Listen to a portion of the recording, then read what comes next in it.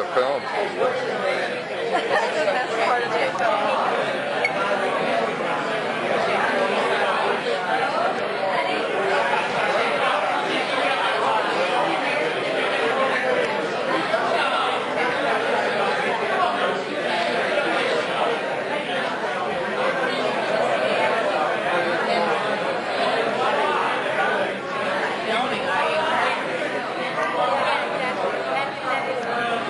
Testing. Hey. Welcome everybody. My name is Carmen Milagro. I'm the founder of AMP3, and I think a lot of you here are going, the hell's AMP3? It's the Association of Music Professionals. We've been around this is our 4th year. We are a networking community that meets every single month in different locations for different reasons and different workshops and different events. Sometimes we meet here at SWIG.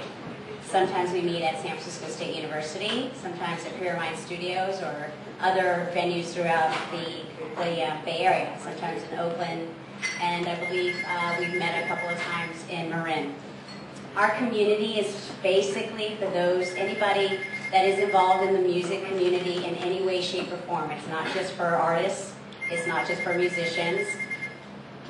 Shall we get that? It's not just for promoters or agents. It's also for creative people who are website designers that love music, or graphic designers that want to focus on CD covers, or photographers who turn their business into an A&R firm and management. So what we do is we offer several advantages. We never charge for our events. We ask for donations. And there's that bowl in the back, so don't be shy. We basically partner with very many different people within the music community, whether it's recording studios, like I mentioned before, or the educational portion of it. We've been doing a series of workshops for musicians and artists and people in the music business, bringing them tools and information about how to run your business, since we're all, well, most of us are our own separate entities, our own businesses. So that's what we do. We have our website, which is amp3.org. You can sign up and receive our monthly event emails, and you can also post your events for free once you become a member onto the website. So that's a little bit about what we do and who we are. And we're a nonprofit as well. Let's see. I think I've pretty much covered everything. So I'm going to go ahead and turn this over to Liliana. She has put together this evening with this month's partner, Pandora. So we're very happy to be working with Tim and his group of folks here. And I think that's it. Oh, one last order of business. If you haven't already checked in, please do so that we can keep track of who's been here, and if you'd like more information, we can send you information both for Pandora and for AMP3. We'll be at the door there. We also have some giveaways and informational things that probably Tim and Liliana will talk to you about.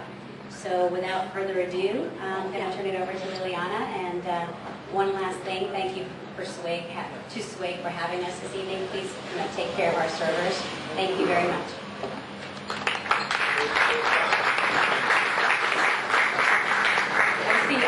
Made it. Right front row. Oh, I was. My name is Liliana, and I'm one of the core members for AMP3, and I want to introduce you to some of our other core members. All the way in the back is Liz Edelman. Say hi. And she runs LZ Entertainment. Our assistant for today is Daniela Cleveland, and she has a big orange bin. And anyone who has CD submissions for Pandora or for AMP3 can take them over there, and we will gladly distribute them to Pandora and the AMP3 members. And then we have our newest core member is Jen Harris, who's right up front, and she helps us with pretty much everything. And manning the cameras is Mr. iTunes himself, Kurt Kunzelman. Say hi, Kurt. Hi, Kurt. And I'm Liliana, like I mentioned, and I have Starstruck Photography. I just wanted to make mention, too, that we do have some information that will be at this bin, at this table, for future events that AMP3 is going to sponsor. So if you have any questions, come see any of us, and we'll be happy to help you out. And we have an August mixer that Liz is going to be running, and she has some flyers for you. And it will be held at the Rocket Room on August 15th, and it's free. There's a bunch of drink specials and all sorts of, there's an open mic as well. So if you're interested, please come and see Liz. And one last thing, I don't know if he's here tonight right now, but we have an AMP3 member with a special announcement. His name is Ryan Offenberg, and he just got picked up by K-pop today. So we went this morning, and they're going to play some of his songs on the local scene streaming radio. So if you go to kfog.com after August 1st, you'll probably hear one of his songs from Golden Gate Park, and we're really excited because he's one of my new clients. So if he's here and hiding, I don't know where he would be, but I'll point him out to you later. So, yes. We have an event Friday at Brainwash, which is a Power of Words party. You want to say it? Oh, okay, yeah. And Kurt has one more announcement for you. All right. No, I'm kidding. So I just want to say real quick, Friday night at Brainwash is the Power of Words party. There's a poet and singer and DJ and MC from the island of Cyprus. It'll be his last night in the U.S. And it's a Chameleon Music AMP3 event as well as IDC. So, and it's free too. So check it out. Friday night, Brainwash, 1122 Folsom Street. Before I introduce Tim, I have a story that just happened on Saturday. I went to the Solano County Fair to support my friends, the Churchills, who are from New York. And they had a merch table set out, and I was helping them out, and people would come by and ask, are you on iTunes? How much are the CDs and the t-shirts? Well, we sold quite a bit that night, and this older gentleman, probably in his 70s, came over and looked at all the merchandise, and the shirts are too small for him, and he didn't want to buy a CD, but he said, do you guys happen to know if you're on Pandora? And I looked at him, and I thought, wow, he knows. That's a good thing. And the band didn't know, and we found out today that they actually have one album that's out on Pandora, and they were signed to Universal. Now they're going to be signed to a new record label. But I just thought that was pretty fascinating to see this gentleman out of nowhere just ask, are you on Pandora? So I thought that was pretty neat. So I'd like to introduce you to Tim, who's going to talk to you about Pandora, and if you have questions, we'll make room for those. So it's all you now.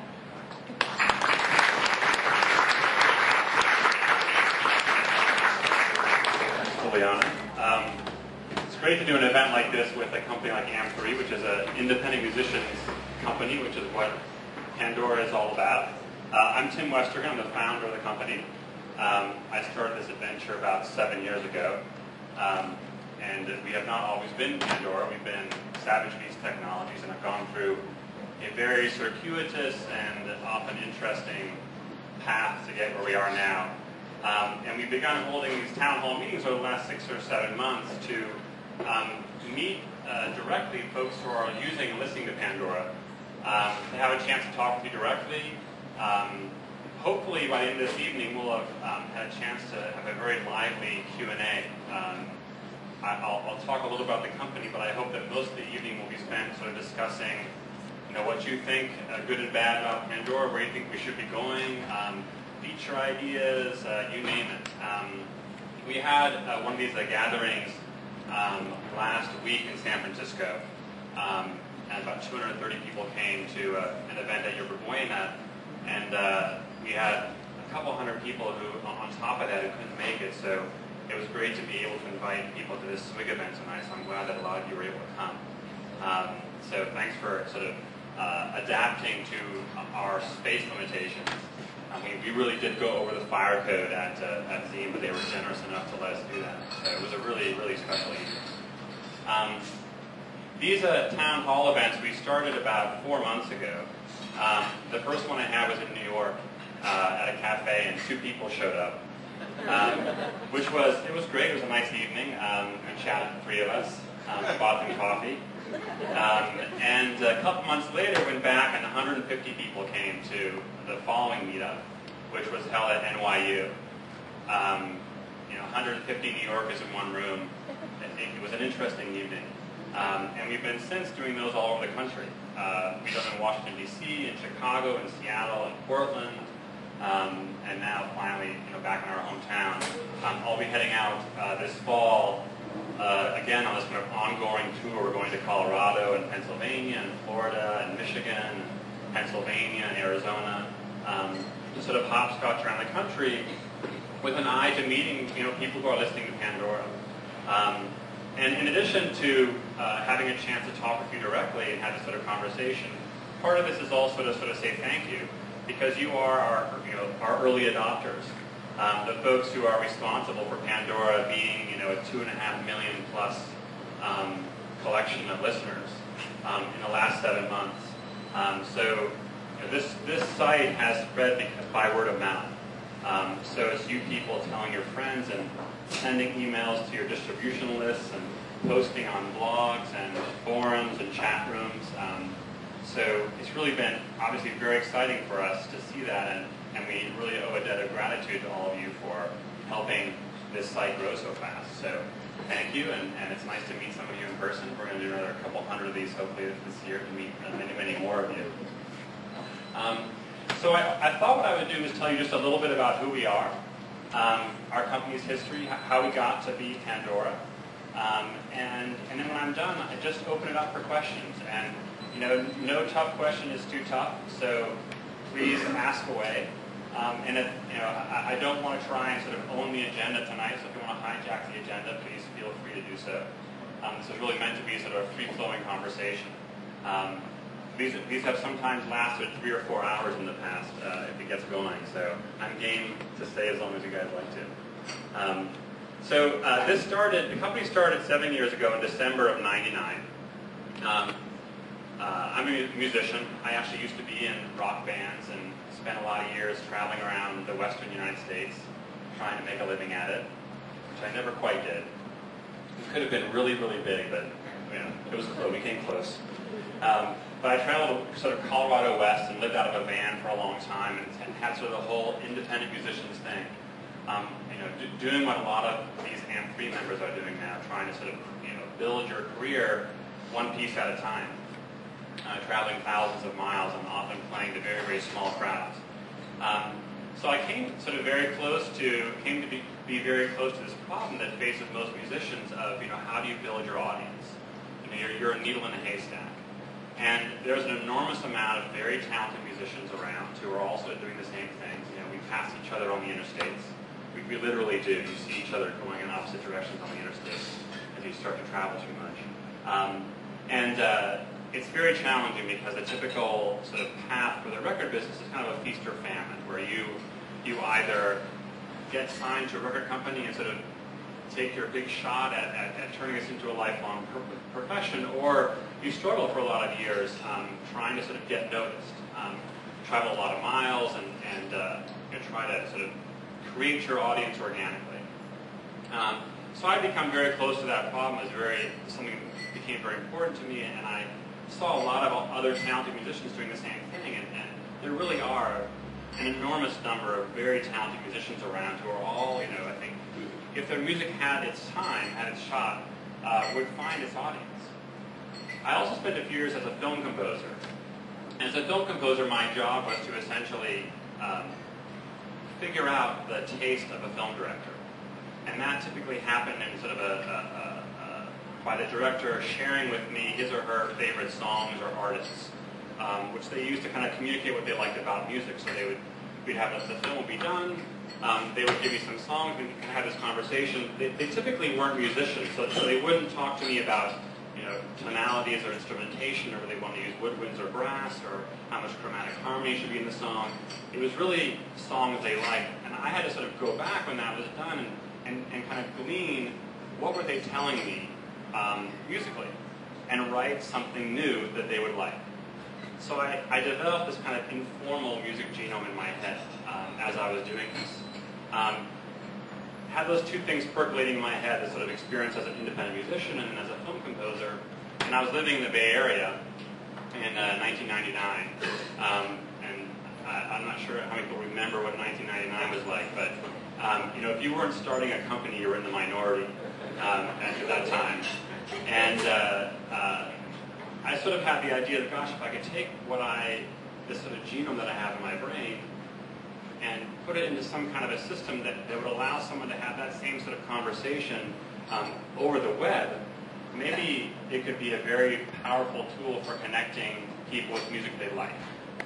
and importantly for me, helping musicians find their audience. So surfacing all these needles in a haystack and leveraging this internet for what it really should be used for to expose musicians to a huge audience. So I shared the idea with a couple friends of mine, and we raised a little bit of money in March of 2000. And for anybody who participated in the .com, they know that's a really, really awful time to start a company. Because that was like 3 weeks before everything went to crap in a big way.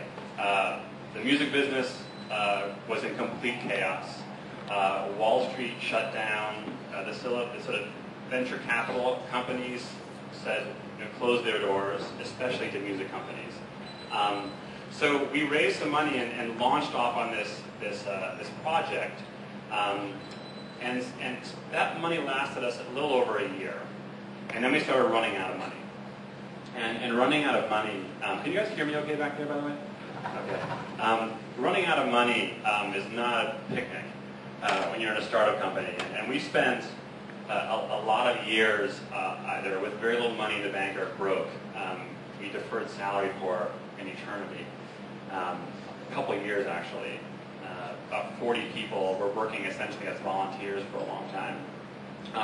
But kind of kept going, kept chugging away. Dodged our eviction notices and did all those things that would have made for a great documentary. Thank God we didn't make a documentary. And survived that somehow.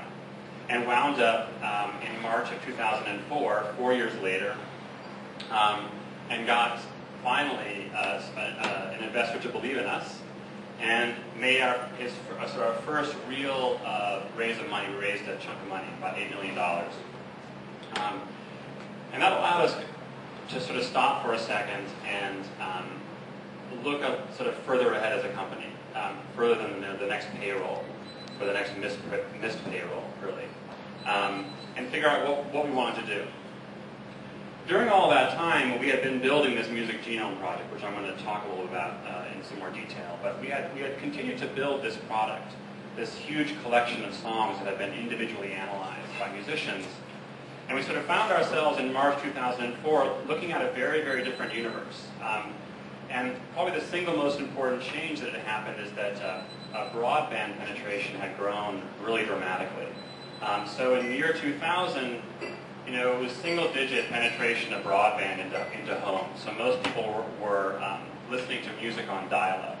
How many people here listen to radio on dial-up? Okay. So it wasn't really a very effective means of transmitting audio. When broadband, though, started to become much more widely used, all of a sudden, sort of online listening started to look like a really interesting opportunity.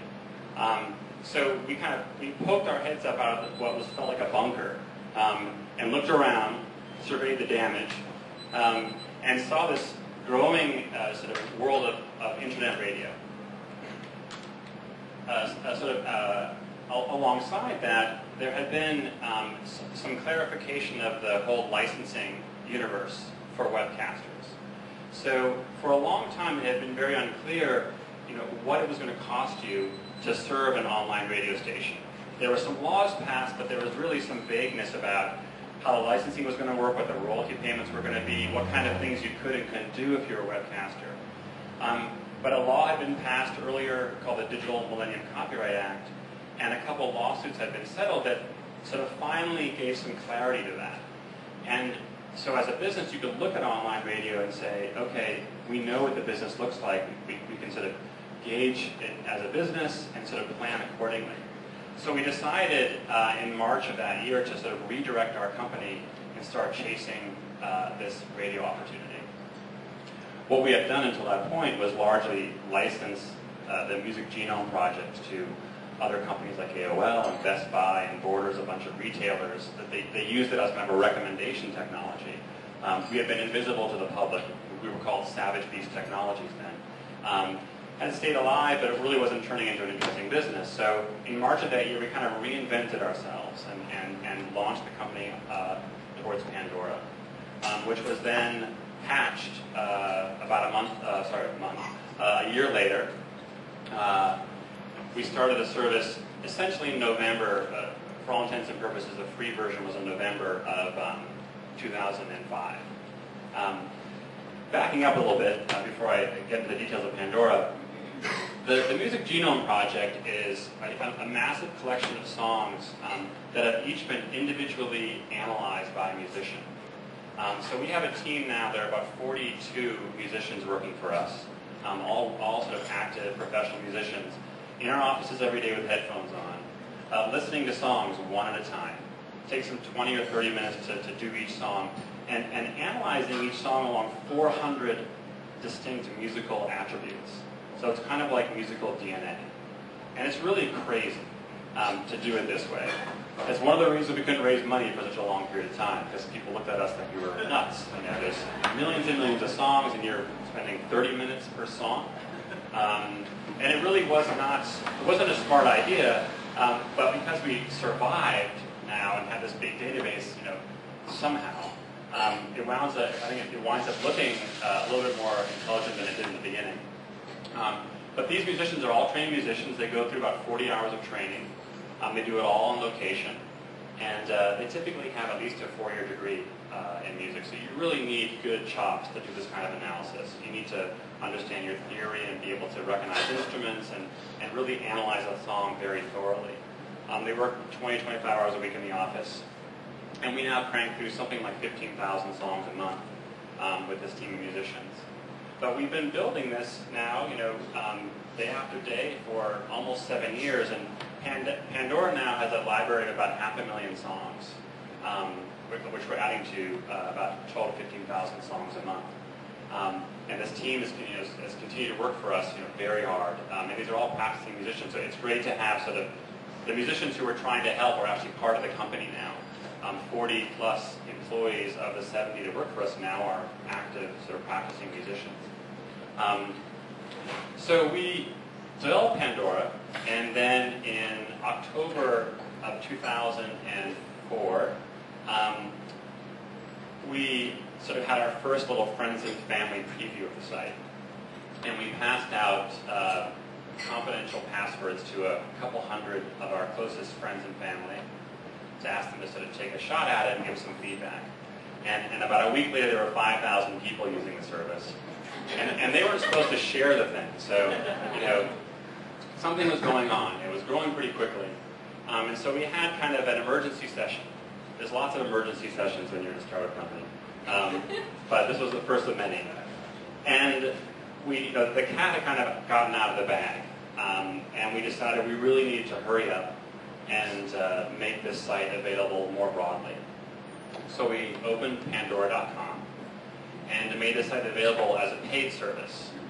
So you could go to Pandora and you could listen to about 10 hours of Pandora for free, and then you were asked to register. And so we saw this enormous spike in usage. But what was happening is people would use the service for 10 hours, they'd log off, erase their cookies, and get back on again. And so, you know, our usage was going way up, but our registered user base was plateauing at like not very many. And so another emergency session, we sort of saw this growth in usage and what looked like a lot of excitement around the service, and decided we'd sort of take the plunge and make Pandora free. And we're doing this in the aftermath of, you know, the .com explosion, where a lot of companies offered services for free, kind of the build it and they will come mentality.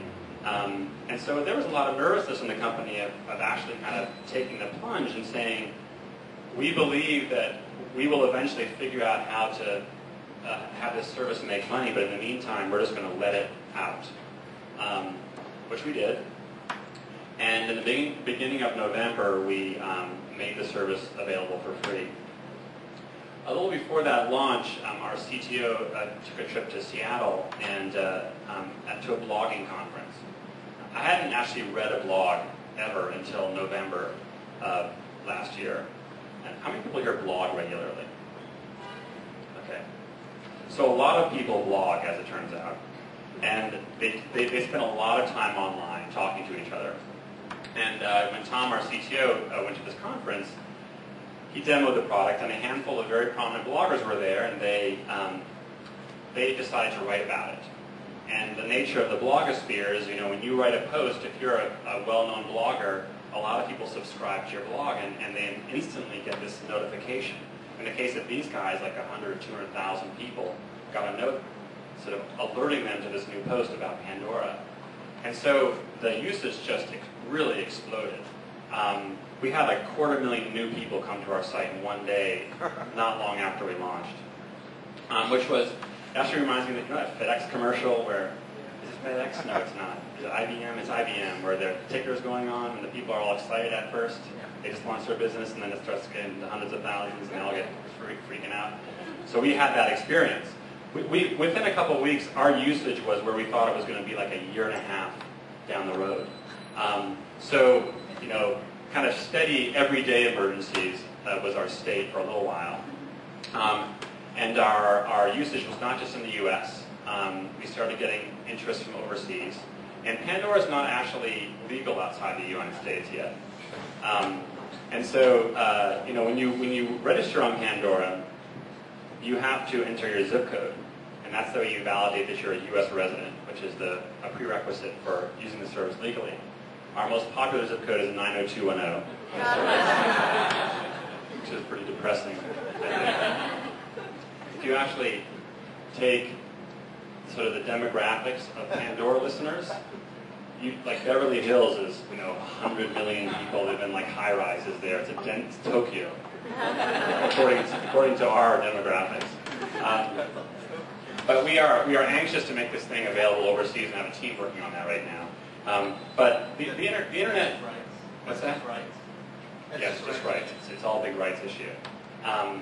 And we're anxious to go overseas, not only to make it available legally outside the U.S., but also to bring all that music in all these different cultures and bring it into the genome so folks in the U.S. that are using the service can start discovering stuff outside the U.S. because there's an enormous amount of music outside the U.S. And so we're eager to do that. But we launched the service, and the usage has just taken off and has not slowed down. So we're growing just as fast yesterday as we were growing 6 months ago.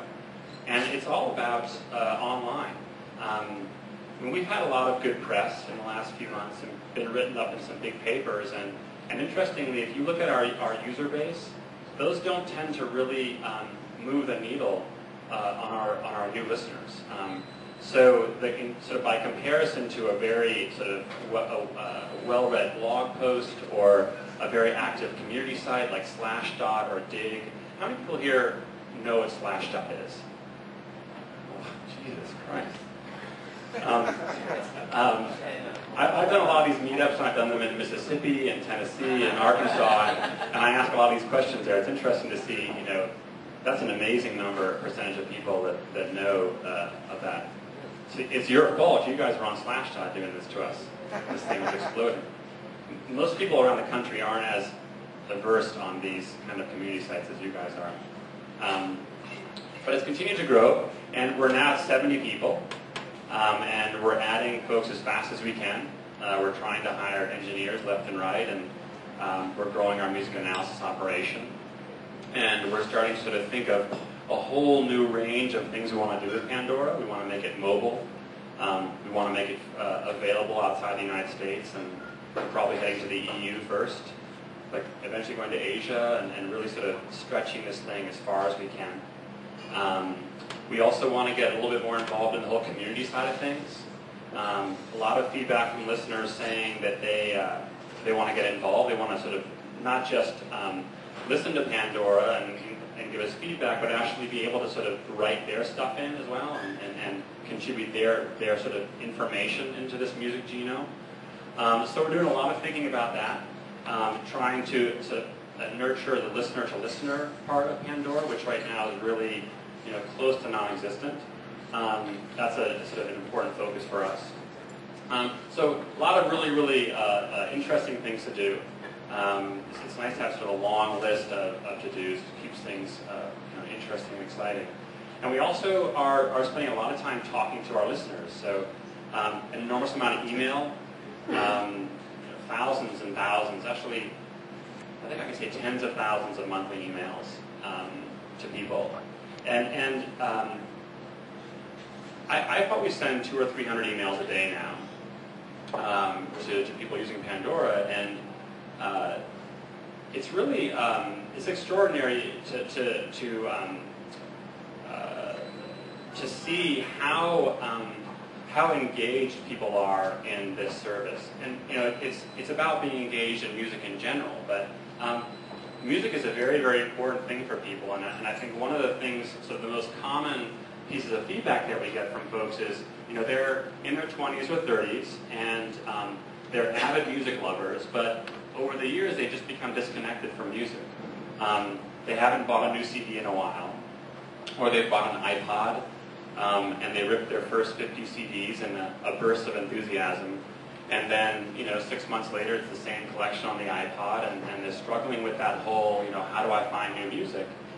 And when they find something that introduces them to new music, and there are other services doing this too, there's just a real, it really resonates with people, and they stop and they share that with us, and we have a lot of really interesting exchanges with folks. And people are very engaged. They write long, very thoughtful notes to us about what the service is doing for them and how the service could be made better. And so we spend an enormous amount of time doing that, and it's not let up. It's a real fun part of doing this, is communicating with folks. And music is this extraordinarily personal thing. I mean, I think there are two things that people want to do when they discover a piece of music they like. One is to buy it. And the second thing is to sort of talk about it, tell other people about it, and share it, and sort of communicate their kind of that joy they feel when they discover that new piece of music. So we're kind of in this privileged position of being able to be on the receiving end of a lot of that. So that's been sort of really fun and exciting for us. And as I said, these town hall meetings will go on the rest of the year, and I don't think these are ever going to stop. Eventually, I'll collapse. But someone else will come along, hopefully, and step over me and start doing the next one, because we just find these things extraordinarily valuable. So that's kind of our future looking forward, and we've started to sort of, having finally gotten over that sort of hump of scaling the company, so we're not worried about going down every few days. We can start really thinking about features. We introduced a feature a couple months ago that we call the queue system. And I'm not sure if you guys have noticed the difference, but now on Pandora, we actually are tracking sort of aggregate feedback from people. So we have well over 100 million thumbs feedbacks from our listeners. Those are those things where you give a song a thumbs up or thumbs up. How many people here have used the thumbs? All right, good. So we have a lot of feedback, and what we're doing actually is collecting that and having that actually influence the way the playlists are created. So let's say every time someone launches a Bruce Springsteen station, if they get a song by John Cougar Mellencamp, they overwhelmingly give it a thumbs down. I'm not saying they should. I think he's great. But if they give it a thumbs down, if we feel like that's sort of happening overwhelmingly, we'll start to play that song a little bit less for everybody. It's kind of essentially acknowledging that the crowd is sort of telling us, you guys, the genome is great, but this one you haven't gotten right. We'll check the analysis to be sure, but we'll start letting the sort of overall feedback of listeners influence how the playlists are created, both positively and negatively. So it's an interesting sort of new filter to put on Pandora, because one of the things that we do on Pandora is, we don't have any sense of an artist. So if you type a song in by an artist, there's no sort of preconceived notion of who that artist is or what their other songs sound like. We come at them as if we know nothing about them. And what that means is that you'll have songs play on stations of artists that really surprise you. And we hear about that when it happens. I get a lot of emails like, what is Celine Dion doing on my blah station? Or how could you play Neil Diamond on my X station? And it's an interesting conversation to have with people like, well, what's wrong with this song? Does it fit musically? Yeah, I guess it kind of fits musically. Do you think it's a good song? Yeah. But it's Celine Dion. Well, what's the problem with Celine Dion? And you have these interesting discussions around, like what the sort of music appreciation and why people react the way they do, and we don't know, that doesn't always result in the person saying, "Oh, I guess I like Celine Dion." And going on. Once every 20 or 30 times it happens, but it's fun to sort of have those interactions. We actually had this a little while ago. We did a little test for a new feature that we're going to be rolling out. That's going to allow you to not just give a song a thumbs up or a thumbs down, but to actually say why you don't like it. So you'll be able to say, it'll say thumbs down. What don't you like? Do you not like the voice or the lyric or some element in the music? And so we tested this, and we actually sent out to, I don't know how many people, a lot, probably 100,000 or so. When they gave a thumbs up or a thumbs down, a little box popped up and gave them the opportunity to just type in something about why they liked or didn't like a song. Anybody here get that box?